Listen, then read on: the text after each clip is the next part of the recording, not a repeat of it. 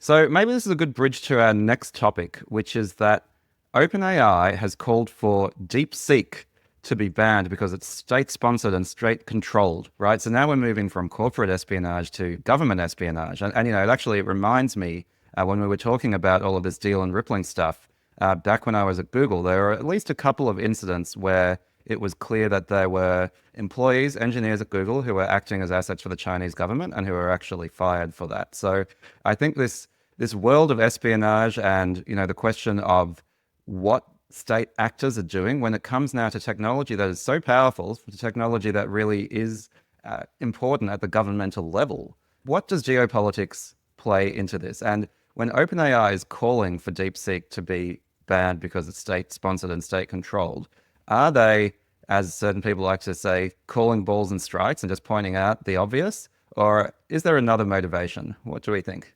It's a bold move. I think that, like we've talked about before on this podcast, it's deeply intertwining technology and geopolitics. And maybe perhaps as a bit of a clarion call to scrutinize the origins and the control mechanisms behind models. But I think it's pretty tough to have OpenAI doing that, calling that as well. And I think that it's a pretty interesting thing because, obviously national security is at stake, and I'm not surprised by it at all. Like, I of course, to me, it's a pretty obvious thing that they're doing, and they also see it as a competitor. So of course they're calling it out because it's not easy, but it's an obvious land grab against a competitor to say, like, look, we don't trust that origin, we don't trust the mechanisms behind it, and carving out some perhaps false but potentially impactful guardrails for themselves makes sense to me. I don't think it's anything new. What do you guys think? I think it's kind of laughably stupid. I think it's open source model that can be interrogated, used, and shared widely. To say that it's state controlled is silly. Anyone can look at it, look at the weights, test it, and figure out if there's any real bias. And anyone can copy it, fork it, use it, whatever.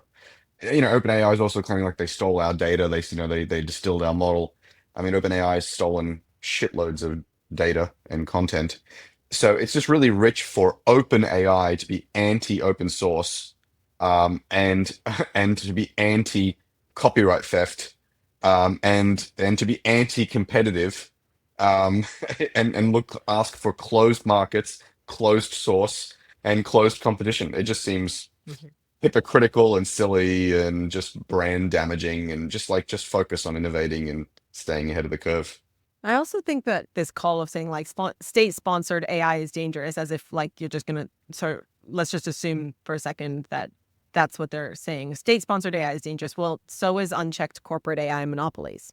Yeah. So what I was going to say, I know we were going to try to avoid discussing politics in this episode, but it seems like I'm going to break that rule because I think there's something really interesting going on here that speaks to the broader zeitgeist, right? Which is we're coming to the end of the post-World War II kind of US-led world order. And I think that era was such a long period that it nearly became, it was like in the oxygen, in the air. We didn't really realize it was happening, which is that the US has relied on these soft projections of power, right? Based on alliances, aid, trade deals, but also the export of technology that is, by the way, in many cases, state-sponsored and state-controlled, but it's okay because it's being done by the United States government. And the United States has been a relatively benevolent force, at least if you're part of that Western sphere. And so what's happening now is two things at the same time. One is that China is now using the same soft power tools that the US has used since the end of World War II to gain influence across the world. And we don't like that because suddenly we realize that, oh, okay, this might not be just a politically neutral, nice thing to do, but actually serves the goals of the country that is originating the technology. And at the exact same time, we've got the United States, for whatever reason, and I honestly can't understand why, renouncing that role, giving up on its soft power, breaking up old alliances, not interested in aid or influencing other countries. So we have this weird situation now, right? Where, yeah, of course, OpenAI is calling for DeepSeek to be banned, but China is doing what the US has been doing all of this time. And, sitting here in a neutral third country that was very much within the US sphere of influence. And Ellie, I know you're Canadian and Australian, so you've got a double. We were talking before we started recording about the whole elbows up movement in Canada and the amount of rage there is towards the United States there. Sitting here as a non-American, I'm like, well, yes, DeepSeek is arguably state-sponsored and state-controlled. It's arguable, but then so is OpenAI. It's just a different state, and it's not clear to me that one of them is more benevolent than the other right now, and that's a real shift. That's the biggest problem, is that it's not clear to you or to anyone else which one is better than the other. That's my point. So we've gone from this world that's the most dangerous part of it, is that it's all just the same, right? Like Russia, as Trump likes to say, well, Russia's killed people, we've killed people, they've killed people, we've done that, they've invaded people, we've invaded people. He's created a moral equivalence between Russia's actions and the US's actions, and so is literally Kremlin talking points, right? It's like US is no better than Russia, and so now there's this general malaise of like, well, we're not really sure who the good guys are, and on one hand, that's right. That like the US is not or have always been the good guy, and that's worth interrogating. But on the other hand, if no one's even trying to be the good guy, well, we're now just back to raw power makes right. Um, and if you talk about soft power, I don't know if some people understand what soft power means. Like, it's certainly a vast majority of the US doesn't seem to know what soft power means. We're talking about brand. The USA, what does it stand for? We're talking about narrative, right? Hollywood movies that put the US as the hero of the story, of building context for war and consent for war and coalitions for war. We're talking about economics, right? Economic ties. We're talking about aid as foreign policy. We're talking about alliances, explicit agreements, and we're talking about, of course, hard power like the military-industrial complex and bases all around the world. And this is a power structure, a power stack that is being rapidly and systematically dismantled. And it makes no sense, none, unless the guy is like a Russian agent. There's no upside argument for this. What guy, Chris? We can only guess. We're not saying the T word, are we? He who shall not be named. Yeah, but this is the thing, when you talk about like, well, OpenAI is state sponsored in a way, it's state controlled. Yeah, but we would never have thought in those terms, I think even 5 years ago. Yeah, that's my point. Yeah. There's that old joke, Chris, where, there's two young fish swimming in the ocean, and the older fish comes up to them and says, "Hey, boys, how's the water today?" And the two fish look at each other and say, "What's water?" Right? So the point is, it was so ubiquitous, they didn't even realize it was there. And I think that is what US power has been like for all of our lives. And the fact that that's ending is very disorienting.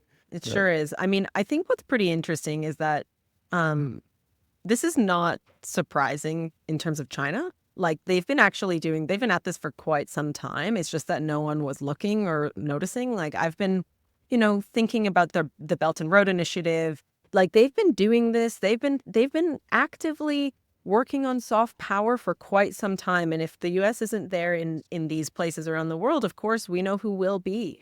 And it is pretty interesting that the US is pulling back. I also think this is a pretty interesting moment in time when technology and the tools that have been developed.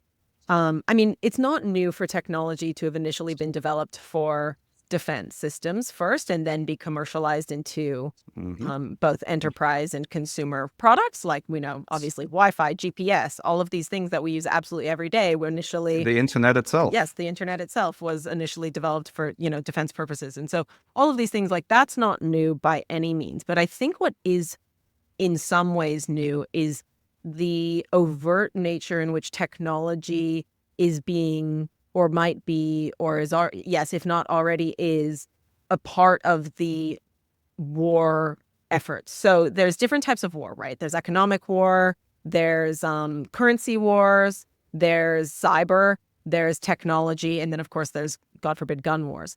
But I think that it is pretty interesting to see how technology right now, being either a leader or a laggard, depending on what nation you are, is actively becoming a part of these geopolitical conflicts. And it is a pretty interesting question, because I think there are a lot of innovators in technology who don't want it to be and don't want to be a part of that. But I don't know if it's a choice. This reminds me of two things, actually. So you mentioned China has been doing this for a long time. And yes, China has been, they think along the time horizon of 100 years, not 4-year election cycles or even 2-year thing until you have to run again, right? And so, yeah, China's been methodically and effectively building their soft influence for years and years and years. The thing that's changed now is that the US has shot itself in the face. Like, there's one thing for China to be competing, it's another for the US to go, we give up. Or worse, we're gonna just poke everybody in the eye and get unwind things. So that seems shockingly bad to me. As you were talking, it reminded me of Anduril as well, which is the Palmer Luckey company, the guy who founded Oculus VR, young guy, who got fired from Facebook for some nonsense, and he went and started a defense company. And what's interesting about his thing is, speaking of Silicon Valley culture, Silicon Valley's culture was like, we don't get involved in defense tech. That's dirty, disgusting stuff. That's amoral or immoral. We don't want to do that. And Palmer Luckey was like, no, fuck that. We should contribute to US defense. We should be part of that conversation. We can help. And then the other thing that's different about Anduril is where most defense companies are defense contractors. So they're the vaunted technology-backed services company, and they get the requirements from the government and they go build something. Anduril is like, no. We're a Silicon Valley style product company. We build products, you buy them off the shelf. And so they're building incredible products at a pace that's never been seen before. And they're selling them to the US and all sorts of and the allies and all sorts of stuff. They're obviously export controlled. I mean, our friend of the pod, Emil Michael, is head of DoD R&D or whatever, just defense spending. I'm sure he's going to be buying a lot of Anduril, right? And so on one hand, the US is going to get the kind of the defense tech is going to get modernized, while soft power is going to get dismantled.